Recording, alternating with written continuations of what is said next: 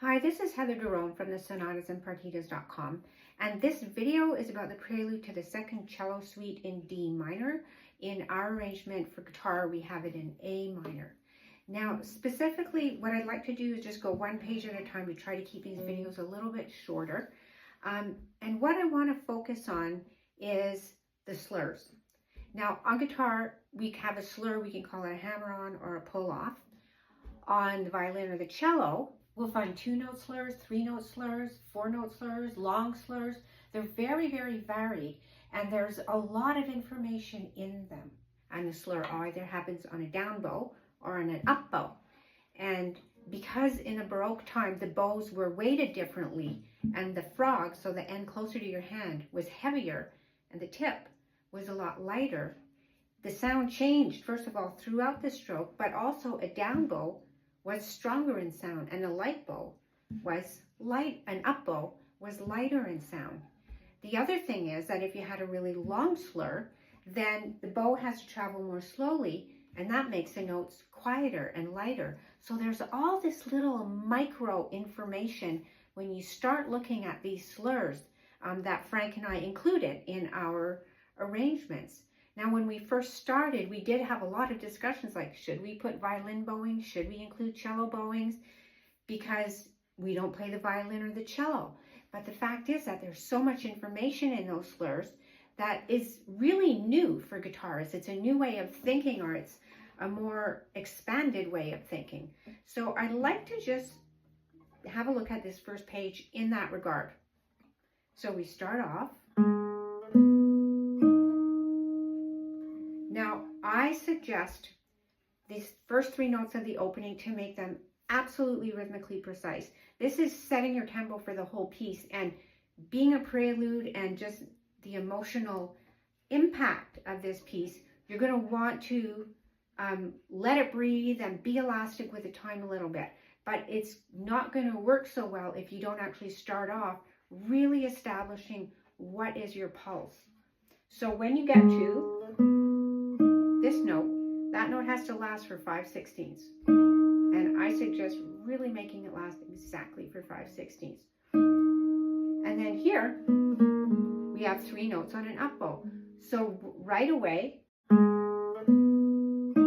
those notes are going to be a little bit stronger, and this is going to be lighter and very connected. So then we have 4 notes on a down bow. So that can have more power, more weight. And again, 5/16. And now we have the same thing with the weight of the down bow. And then that high B would be on an up bow, which is lighter sound. And that actually reminds me of somebody in the Baroque time was writing that when a singer sings a high note, you want them to sing it more quietly, which is a little bit contrary to what we do now. Now this one only lasts for 3/16.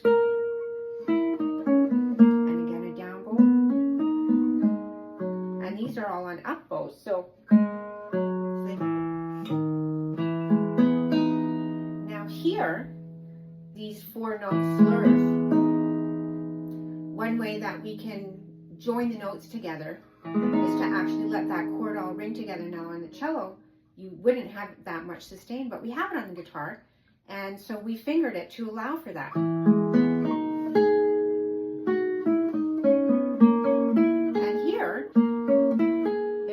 Slurs. Well, when there are no slurs, that's pretty much just as much information as when there are slurs. In the Baroque, they call that, well, they still do, they call it détaché bowing. That word comes from that time period when there's no slurs. The bowing is slightly detached. So we can do that on the guitar. And now there are no more slurs here. Just get a little bit more energy. And here there's a slur. So again, on the guitar, we can mimic the slur with a string crossing. Like, we don't always have to do a violin slur with a technical guitar slur. There's a lot of ways that we can find on the guitar to do these little articulations. And this fingering with the overlap is one of those solutions.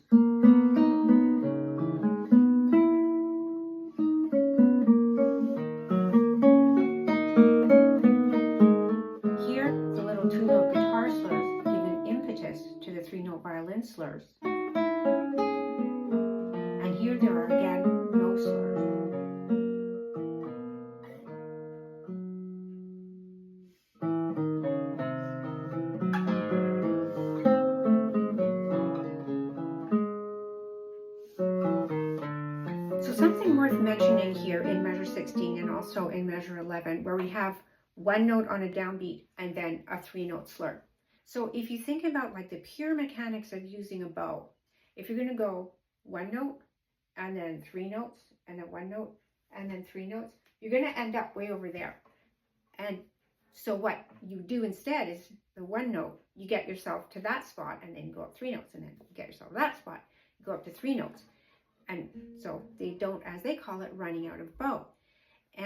But what happens musically with that is you get like this nice little bump, da, da, da, bump, da, da, da. And again, like in our editions, we try to make fingerings that allow for that. So my hope with this video is maybe to give guitarists a little more to go on when they're working out their interpretations of the solo string music, if they have our editions and they're looking at the slurs, how do you interpret them being a guitarist and not a violinist? You know, in our studies, we often, we think about fingerings and we think about phrasing. And you could say that phrasing is sort of like a sentence. It's a long range thing. It's a big idea like this. But there's also articulation. And I mean, theoretically, that's like how much space you're going to put in between the notes. But it's also, you could think of it as speech. Like, how do you make the music sound like it's saying something? How does it kind of replicate speech? And there's also the term gesture. Violin and cello is very gestural. And for example, if you think of like a down bow, like your arms going like this, you're opening yourself up. And on an up bow, you're coming a little bit more inward. And that has that effect. Like a down bow is a strong opening sound. And an up bow can be a little bit more thought of as, I don't know, slightly introspective. I mean, you don't like micromanage the whole way along like that. But there's all this concept that we as guitarists could really bring into our playing, and looking at these slurs and seeing how closely related to the actual musical structure that they are. There's just so much in them. So there will be 2 more videos dealing with this one piece, and hopefully we can delve into it a little bit more. I hope you found this one helpful. If you'd like to get copies of the score, they're available at our publisher, Les Productions does, and they are also available at our website, sonatasandpartitas.com.